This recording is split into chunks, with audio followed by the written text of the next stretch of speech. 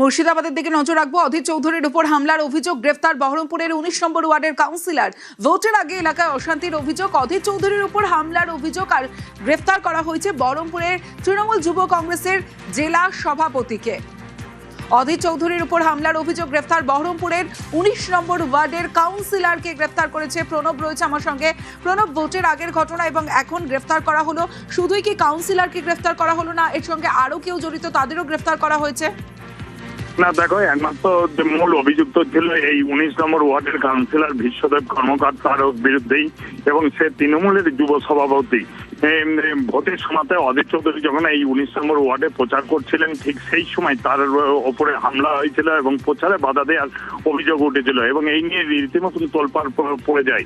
তারপরে কিন্তু তার নামে অভিযোগ হয় এবং গতকালকে রাত্রিবেলাতে গভীর রাতে তাকে গ্রেপ্তার করা হয় এবং আজকে বহরমপুর জেলা জজ কোর্টে তোলা হলে তারপর কিন্তু সে জামিনে মুক্ত পায়।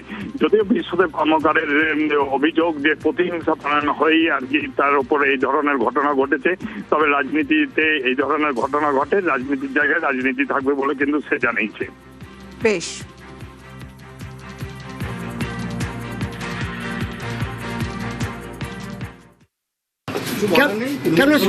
তৃণমূল করেছি, ছাত্র সংগঠন, যুব সংগঠন করেছি, আজকে যারা ক্ষমতা এসে তারা